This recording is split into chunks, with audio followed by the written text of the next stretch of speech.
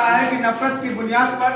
मजहब की बुनियाद पर, धर्म की बुनियाद पर हमें लड़ाकर हमारे मुल्क को तोड़ने की एक साजिश वो नफरत वाली ताकतें कर रही हैं, जो इनका मकसद सिर्फ और सिर्फ अपना स्वार्थ सीधा करना होता है, इनका मकसद सिर्फ वोट बैंक होता है। ऐसी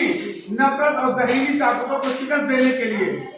क्योंकि हमारे मुल्क हिंदुस्तान का इतिहास रहा, आज का नहीं, अगर ईस्ट इंडिया कंपनी से आने से पहले का भी मुआवजा किया जाएगा तब भी हम देखेंगे कि हिंदू मुस्लिम एक तब हुआ है, तभी इस मुल्क ने विकास किया है, तभी ये मुल्क तरक्की की ओर एक कदम आगे बढ़ा है। जब जब हम अलग हुए हैं, चाहे 1857 की क्रांति की हार हो, अगर उसकी भी मुआवजा करिएगा तो यही नजर आएगा जो 1857 में भी हम अलग हो गए थे, हमारे अंग्रेजों ने हमें दो भाग कर दिया था, हिंदू मुस्लिम के चक्कर में हम पड़ गए थे, जो 1857 की क्रांति हम शिकस्त खाए थे, पराजित हुए थे। मेरे अभी दोस्तों, फतेहाबाद और फतेहगढ़ की सरजमीन पर हम लोगों को बेहतरीन मेहमान नवाजी से सरफराज करने वाले हमारे सरपरस्त, हमारे बड़े भाई जनाब मदन मोहम्मद खान साहब, फर्रुखाबाद के अंदर नौजवानों की ही नहीं या खास एक किसी मजहब की नहीं, पूरे फर्रुखाबाद की तमाम मसाइलों के लिए, तमाम समस्याओं को लेकर हमेशा जद्दोजहद करने वाले मेरे छोटे भाई फरियाद खान साहब, प्रधान जी आफ्ताब मंसूरी साहब, हाफिज फुकन साहब, और हमारी रील की हड्डी, हमारी ताकत, हमारी एसोसिएशन और हमारे साथ शाना बशाना चलकर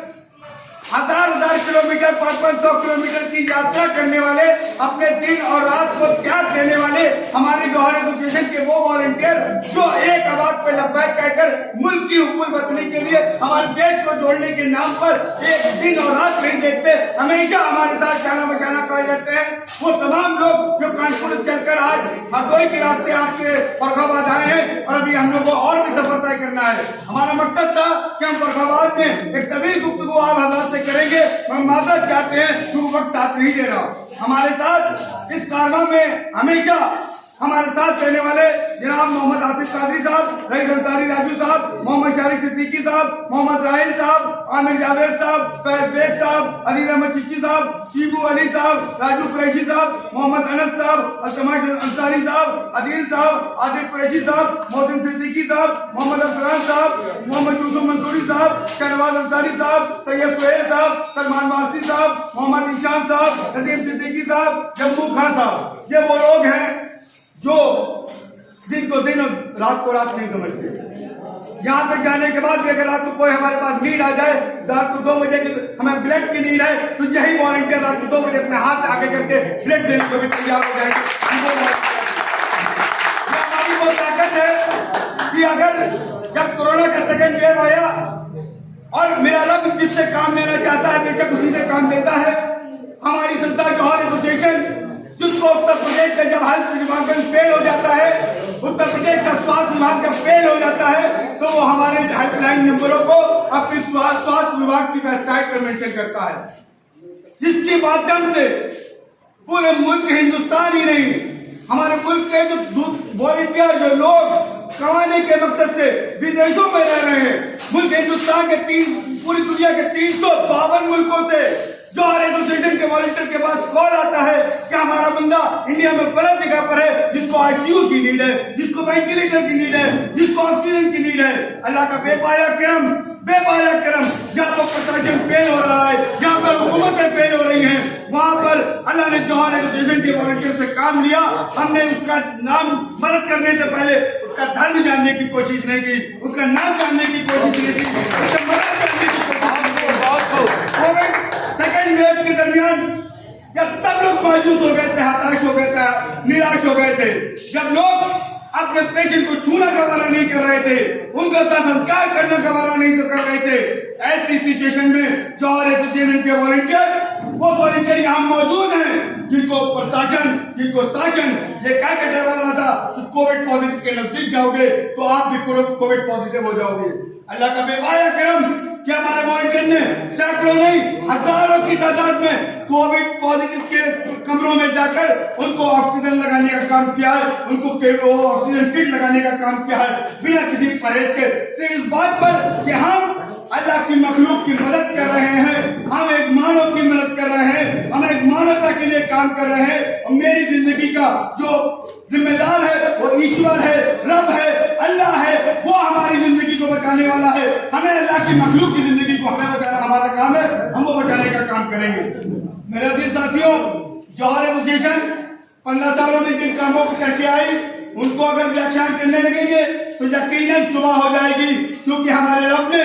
हमारी नीयतों के एतबार से हमसे वो काम ले लिए जिसके लिए शायद हम खुद तसव्वुर करें तो यकीन नहीं होगा अपने आप पर कि हमारी छोटी सी संस्था, हम छोटे से लड़कों से मुल्क हिंदुस्तान ही नहीं विश्व के, जब बात दुर्गा देवी जी की चित्र को बियर शॉप में लगाने की, बियर की बोतलों में छापने की आती है, तो जौहर एसोसिएशन के वॉलंटियर हिंदुस्तान के कानपुर से आवाज बुलंद करते हैं और यूके में उस शराब की बोतल के स्टिकर पर बैन लगता है। जब बात फिल्म आजान की आती है, जहां पर आजान को दहशतगर्द कहा जाता है, तो जौहर एसोसिएशन के लोग कानपुर से आवाज बुलंद करते हैं। 2011 में फिल्म आजान पर बैन लगता है। जब बात आती है कि पुरुषोत्तम श्री राम जी के नाम की ईंट को जमीन पर लगाने की, नालियों पर लगाने की, तो कानपुर के जैसे नौजवान लड़के एहतजाज करते हैं कि इस मुल्क हिंदुस्तान के अंदर श्री राम जी का अपमान एक हिंदुस्तानी और एक सच्चा मुसलमान किसी भी बुनियाद पर बर्दाश्त करने वाला नहीं है, क्योंकि हमारे आका, हमारे आयन, हमारे पैगंबर, हमारे नाना जान हुजूर अकरम सल्लल्लाहु अलैहि वसल्लम की तालीम है कि आप किसी भी धार्मिक पेशवा को न गलत कहो, न उसका अपमान, उसकी बेइज्जती को बर्दाश्त करो। हम सच्चे और पक्के मोमिन होने की हैसियत से श्री राम जी के फरमान का खंडन करते हैं, निंदा करते हैं, जिसके चलते अयोध्या में जो ईंट लग रही थी, फैजाबाद जनपद में जहां नालियों में ईंट लग रही थी, जो ठेकेदार ईंट लगवा रहा था उस पर मुकदमा भी दर्ज होता है और वो ईंटें भी नष्ट की जाती है। हमें बिना तफरीक मतलब वो मिल्लत सिर्फ और सिर्फ इंसानियत को फरोग देने के लिए, और इसलिए 2007 में हाई स्कूल में रहते हुए मैंने ये संस्था बनाई और अब तक इस संस्था ने 15 सालों के अंदर अपनी सोच, अपनी औकात, अपनी हैसियत से कहीं ज्यादा लोगों की इमदाद मदद करने का काम किया। वो मेरे रब ने लिया, उसने इस लायक समझा। मगर आज की तारीख में 15 सालों के दरमियान कोई भी सरमाएदार, कोई भी पूंजीपति जौहर एसोसिएशन के वॉलंटियर या संस्था में नहीं कह सकता हम किसी के पास 1 रुपए की भीख मांगने गए हो। कोई सरकार, चाहे वो राज्य की सरकार हो या केंद्र की सरकार हो, हमारा ये उद्देश्य और सिद्धांत बना कि हम किसी की आगे रोजी नहीं फैलाएंगे, किसी से भीख मांग के किसी की मदद नहीं करेंगे।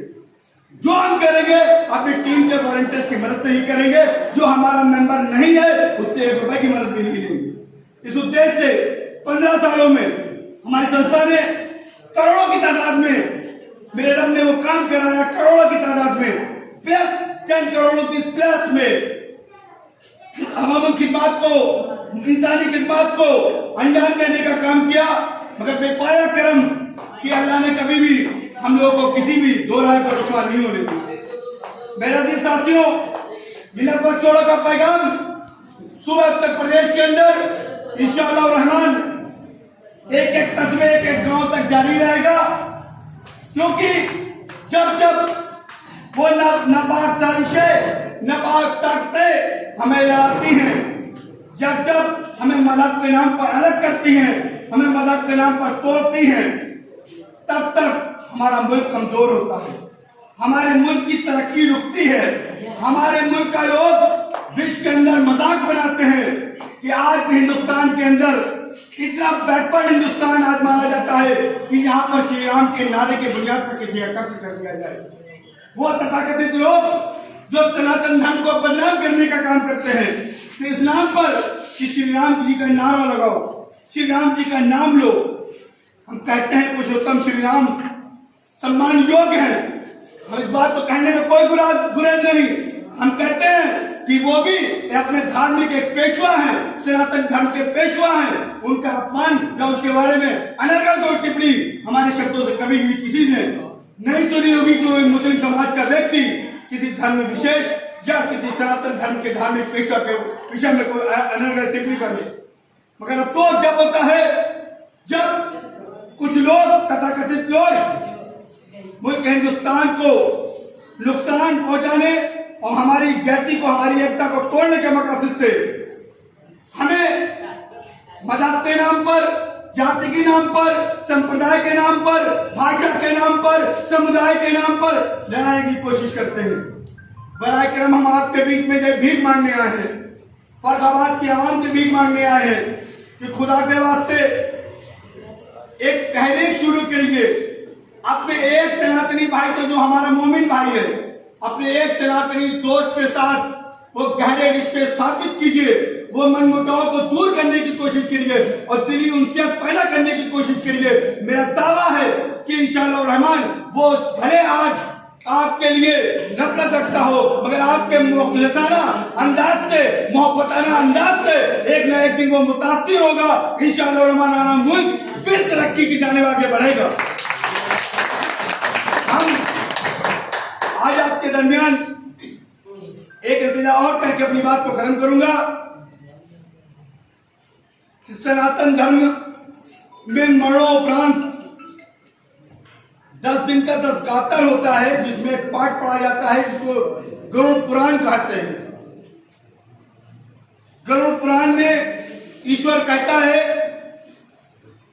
कि 72,000 योनियों से गुजरने के बाद आपको मनुष्य जाति में, मनुष्य प्रजाति में जन्म मिलता है। आपको बड़ी कठिनाइयों के बाद मनुष्य जीवन प्राप्त होता है। वहीं अल्लाह रब्बुल इज्जत ने मुसलमानों के लिए कहा कि तुम अशरफुल मखलूकात हो, यानी कि दुनिया में जितनी भी मखलूक, जितनी भी जानदार चीजें हैं, उनमें तुम सबसे अशरफ हो। मेरे अजीज दोस्तों, बुजुर्गों, मैं सिर्फ आपसे एक सवाल करके जाऊंगा और इस उम्मीद के साथ कि इस सवाल को आप एक बार रात को अपने बिस्तर पर जाते वक्त इसके तसव्वुर कीजिएगा और अपने ज़मीर से झिझोड़ कर पूछने की कोशिश कीजिएगा कि क्या जब मेरा रब हमसे कह रहा है कि तुम अशरफुल मखलूकात हो, तो हमारे अंदर वो खासियत पाई जाती है कि हम अपने आप को अशरफ कह सके, हम अपने और अपने परिवार के लिए जिए, हमारी सोच अपने और अपने अहले खाना के लिए हो और हम अपने आप को अशरफ कहला सकते हैं। एक बेमुंह की चिड़िया चोंच में दाना लेकर घोंसले में अपने बच्चों को चुगा देती है। हमारे महल्ले के बीच जो डॉग की फीमेल जेंडर होती है, वो हम लोगों का जूठा खाने के बाद अपने बच्चों को फीडिंग करा लेती है, दूध पिला देती है। अगर हम अपने बच्चों को, अपने परिवार को पाल रहे हैं, तो हम किसी जानवर से अलग कैसे हो जाते हैं? जब तक अल्लाह रब्बुल इज्जत ने अगर हमें कर्म दिया और सोचने की सलाहियत दी, उसका मकसद ही यही है मेरे आका की 63 साल जिंदगी। मेरे आका को अल्लाह तबारक तआला ने 1,24,000 कम-ओ-बेश 2,24,000 पैगंबरों में सबसे अपना महबूब और सबसे अफजल पैगंबर कह के पुकारा। और आपकी 63 साल जिंदगी हमारे लिए सबक है कि आपने कितनी मुफलिसी, इंसानियत परस्ती और 63 साल पूरी जिंदगी, अगर आपके चाहे नबूवत का ऐलान करने से पहले की जिंदगी का मुहासबा करिए या नबूवत का ऐलान करने के बाद की जिंदगी को रोशनी डालिए, यकीनन मेरे आका की पूरी 63 साल जिंदगी हमारे लिए एक सबक है कि आपने सिर्फ न मदद देखा है, न जात देखा है, न ऊंच नीच देखा है, न गरीब और अमीर देखा है, न काला और गोरा देखा है, न औरत न लड़की देखी है। सिर्फ और सिर्फ इस बात पर जोर दिया है हाजतमंद कौन है, जरूरतमंद कौन है, और इंसान अगर जरूरतमंद है तो दूसरे इंसान का फर्ज बनता है उसकी हाजत को, उसकी जरूरत को पूरा किया जाए। हमारी तंजीम सिर्फ और सिर्फ इसी बेस पर आधारित है कि हम बिना किसी मदद, बिना किसी जाति के